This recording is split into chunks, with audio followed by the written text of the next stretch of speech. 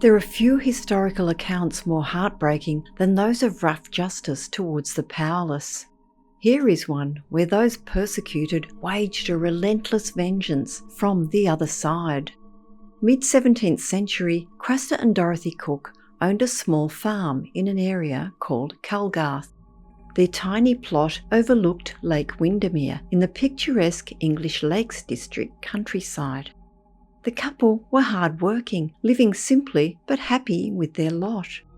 Most of the land adjoining their farm was owned by a wealthy social climber called Miles Phillipson, who constantly craved to increase his domain. He had decided that the Cook's humble plot of land would be the ideal site for a luxurious mansion which he was planning.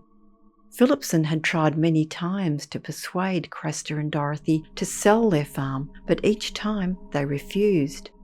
The bid was increased, with larger and larger sums of money being offered, but the Cooks valued their own happiness more than money. Finally, Phillipson decided on a more ruthless measure to achieve his ambition. A week before Christmas, he visited the Cook's cottage, laying on the charm and friendly overtures. He said he had decided to build his new house on his own land and asked Dorothy and Kraster to forget his angry words. As a mark of his goodwill, Phillipson invited them for dinner on Christmas Day. Although delighted to hear that their powerful and influential neighbour had given up the idea of purchasing their land, Dorothy and Kraster were hesitant about accepting the invitation. They knew they would feel out of place at Phillipson's grand house and with his social set. However, so as not to offend, they politely accepted. On Christmas Day, they turned up in their best clothes, and their host and hostess made a great show of helping them to feel at ease. But they sat awkwardly amongst the other guests, saying very little. On the dining room table, in front of Kraster, a silver bowl had been placed, and the shy farmer, perhaps trying to avoid conversation and eye contact, stared at the costly object as he ate. During a pause in the conversation, Mrs. Phillipson even commented loudly to Kraster that she had noticed him admiring the bowl, to which he replied a polite compliment on his host's good taste. When dinner was finished and guests moved to the ballroom, Dorothy and Kraster waited around in the dining room until they could discreetly leave, freed at last from their social ordeal. The next day, a troop of soldiers marched up to their farmhouse, stating they had orders to arrest the couple. Swiftly and without explanation, the bewildered pair were carted off to jail and locked in separate cells. For a week, they were not allowed to communicate and next met, confused and shocked, in court. Only then did they learn the reason for their arrest. They were charged with stealing the bowl Kraster had observed on Phillipson's table. It was on the authority of the local magistrate that they had been arrested and were now to be tried. That magistrate was Miles Phillipson. The first and main witness was Phillipson's wife, who stated that the stolen bowl had been on the table during their Christmas dinner and that Kraster Cook had gazed at it throughout the meal. Some guests were called to testify, and each one confirmed Mrs. Phillipson's account. 2 servants from the Phillipson household sworn that they had seen the Cooks lingering in the dining room while the other guests were dancing after dinner. 2 of the soldiers who'd seized Dorothy and Kraster falsely claimed that a search of the Cook's cottage had uncovered the missing item. Asked if they had anything to say in their own defence, the appalled prisoners could do nothing but flatly deny the charges against them. In those days, theft was a capital offence, enabling Miles Phillipson, magistrate, to sentence Dorothy and Kraster Cook to be accordingly dispatched. Dorothy Cook then summoned the strength to speak out, loudly exposing the injustice to the courtroom. She cried out a caution to Miles Phillipson, declaring that the tiny lump of land he had lusted for was the dearest his family had ever bought or stolen. She warned that he would never prosper, nor any of his breed, and whatever scheme he undertook would wither in his hand. The time would come, she prophesied, when no Phillipson would own a single inch of land, and while Calgarth walls stood, she and her husband would haunt it night and day.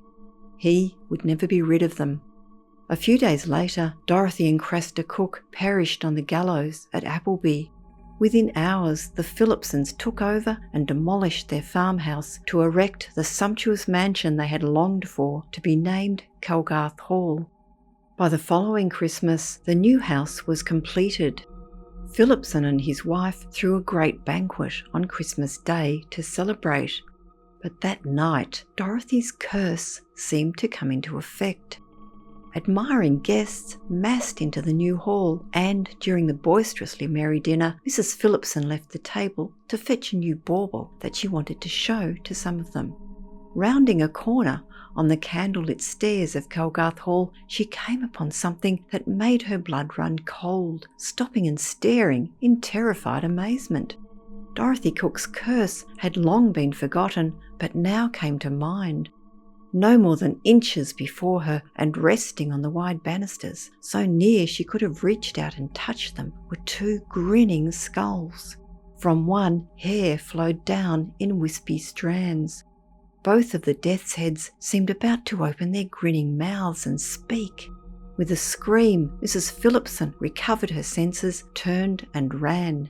Whimpering in total horror, she rushed into the startled dinner party and, shaking with fear, pale and stammering, she gasped out what she had just seen. Phillipson immediately grabbed a sword and a candle, as did other male guests who followed him up the stairs. The skulls were still sitting there, completely unnerving the group of men. For a moment, none of them moved or said a word. Then one man, bolder than the others, cautiously approached the skulls and thrust at them with his sword. The skulls were solid and real, the sword clanging as it struck genuine bone. The enraged Phillipson shouted that someone was playing a trick and immediately started questioning the servants. For whatever reason, one of the houseboys was blamed but denied having anything to do with the presence of the skulls. Phillipson refused to believe him, ordering that the boy be taken down to the cellar and tied to a pillar until he confessed. The skulls were skewered on a sword blade and thrown into the courtyard. There was no more merrymaking that Christmas night at Calgarth Hall. The party broke up, with guests who lived nearby returning home and others retiring to bed. At about 2 o'clock in the morning, the sleeping household was woken by a series of blood-curdling screams coming from the staircase. A group of dishevelled guests gathered round Miles Phillipson and, bunching together in fear, crept cautiously towards the sounds. What they saw struck even deeper terror into them than anything they had seen before or wanted to see again. Perched on a step, glowing with an eerie light, were the two grinning skulls. No one slept again that night, and when dawn came, Phillipson took the dreadful objects and threw them into a pond. But this was just the beginning. The following night, from behind locked doors all over the house, came hair-raising screams. Next morning, the two skulls were found yet again on the stairs. The phenomena persisted night after night. No matter what was done to destroy the skulls, burying in quicklime, burning, or even smashing with hammers, always the following night, ghastly screams echoed throughout the building, and the skulls once again sat on the stairs. One by one, the servants deserted the house. Phillipson's friends, aware of Dorothy's curse, refused invitations to visit Calgarth, nor would they invite the Phillipsons to their own homes. For Dorothy's curse promised misfortune not just on the Phillipsons, but on all with whom they associated. Regardless, Miles Phillipson and his wife refused to give up the house.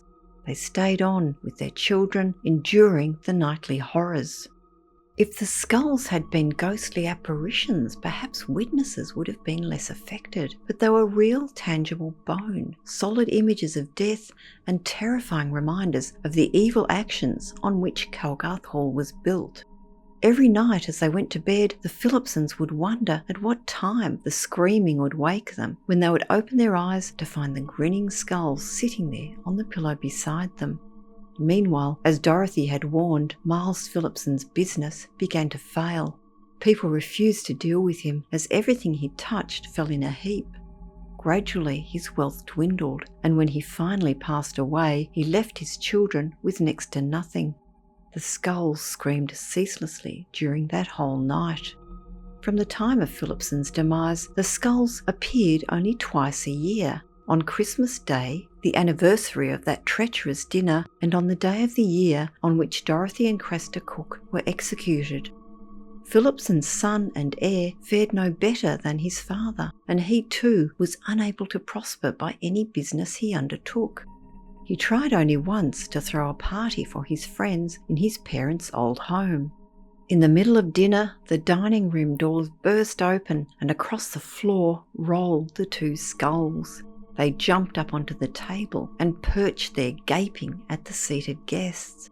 The curse continued, with one heir succeeding the last, and each one inheriting the dreadful blight and worse off than his father before him, until the family finally came to an end. Its last member lived as an outcast and ended his days a penniless beggar in 1705. The Phillipsons' declining fortunes meant that over time Calgarth Hall was neglected. Its occupants used only parts of the building, and large areas of it fell into disrepair. As late as 1891, a Victorian chronicler wrote that two skulls, which had been there as long as anyone could remember, sat on a window ledge in a large, empty and dilapidated room. Today, the Phillipson coat of arms can still be seen above one old fireplace. A Dr. Watson, who was a bishop, is said to have purchased Calgarth Hall at one stage. According to some sources, he had the skulls bricked up inside the walls and also conducted an exorcism. However, the local people had doubts about the effectiveness of his efforts because for many years afterwards, strange sights and sounds in and around the hall continued to be reported.